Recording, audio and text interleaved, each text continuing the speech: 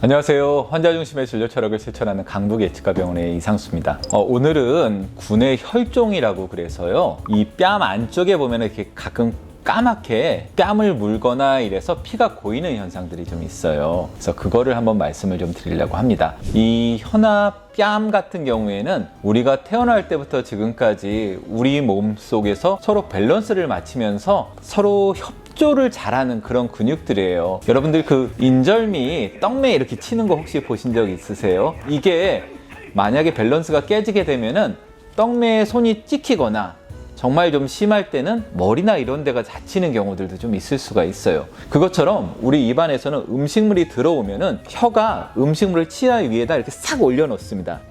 이렇게 앙 담을 때 혀는 싹 피하고 뺨도 바깥쪽으로 약간 이렇게 좀 피하고, 이게 굉장히 긴밀하게 유기적으로 진행이 좀 돼요. 그게 뭔가 좀 딴 생각을 하거나 아니면 컨디션이 되게 좋지 않아 갖고서는 밸런스가 깨질 때가 있어요. 그럴 때 본인도 모르게 뺨을 확 씹거나 아니면 혀를 씹는 경우들이 좀 있을 수가 있습니다. 특히 이제 뺨을 씹었을 때 이런 혈종이 좀 생기게 되거든요. 그런 것들이 이제 너무 자주 생기거나 이런 일들이 발생을 했을 때 어떤 문제점 때문에 그런 것들이 좀 생기는지에 대해서 한번 말씀을 좀 드리려고 합니다. 가장 대표적인 그 혈종의 원인으로는 말씀드린 것처럼 밸런스가 깨지거나 신경이 좀 다른 데가 있었을 때 그런 경우들이 좀 생길 수가 있어요. 두 번째로 많이 생기는 게 약간 좀 살이 찌시게 되면은 또 뺨을 깨무는 경우들이 좀 생길 수가 있습니다. 나 살이 쪘어, 뭐 혀도 살이 쪘나 봐, 말이 잘 안 돼 요즘, 뭐 이런 얘기 하시는 분들도 있는데 실질적으로 혀도 살이 찝니다.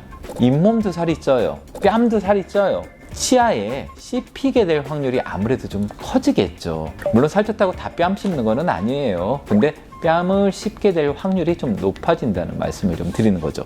교합에 문제가 있는 분들이 간혹 그런 경우들이 좀 생길 수가 있습니다. 예를 들자면 치아가 너무 바깥쪽으로 기울어져 있거나 아니면 입술 쪽으로 좀 나와 있거나, 사실 교합 때문에 뺨을 씹는 경우는 그렇게 많지는 않습니다. 태어날 때부터 치아도 원래 약간 삐뚤게 자라면서 뺨도 거기에 적응해서 이렇게 피하거든요. 뭐 새로 만든 보철물이 아닌 이상은 원래 내가 있었던 치아 갖고는 치아가 좀 삐뚤어져도 뺨을 잘 씹지는 않아요. 그런데 보철물을 새로 하셨을 때, 예를 들면 치과에서 크라운을 다시 좀 씌웠다거나 교정을 해서 치아들의 위치가 좀 변했다거나 이럴 때는 혀나 뺨을 씹는 경우들이 좀 발생을 할 수가 있습니다. 아주 이제 드문 경우로는 이제 구강 내에 종양 같은 게 생겨서 그러실 수가 있어요. 우리가 보통 구강암 그러면은 많이들 걱정하시는데, 구강암 같은 종양이 좀 생겼을 때도 그런 것들이 생길 수 있습니다. 물론 양성 종양도 있고 악성 종양도 있기 때문에 뭔가 이제 뺨이 자꾸 씹힌다 그렇다고 그래서 그게 꼭 악성 종양, 암이다 이렇게 얘기할 수는 없는데, 입안에 이물질 같은 것들이 좀 느껴진다, 아니면 옛날에는 좀 다르다 그러면은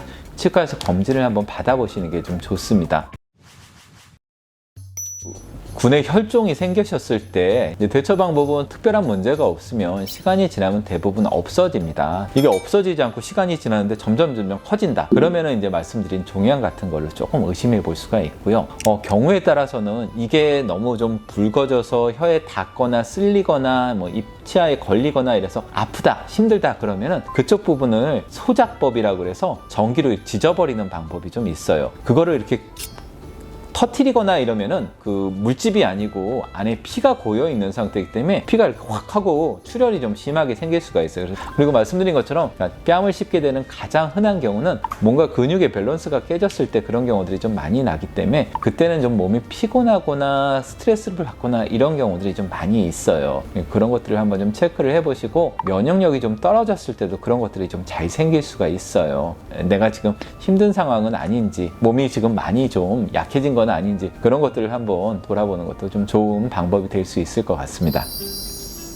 일단 오늘은 이제 간혹 가다가 뺨을 씹거나 이런 증상들, 그런 것들이 이제 대처 방법이라든가 원인에 대해서 간단하게 말씀을 좀 드렸고요. 여러분들 그런 것들이 좀 생기거나 그러면 너무 걱정하실 필요는 없고, 대부분은 시간이 지나면 다시 해결이 된다. 하지만 시간이 지났는데도 이게 좋아지지 않거나 반복적으로 그런 증상이 자꾸 있다 그러면은 꼭 치과 가서 검진을 한번 받아보시기를 권하겠습니다. 네, 오늘 여기까지 진행을 하겠습니다. 감사합니다.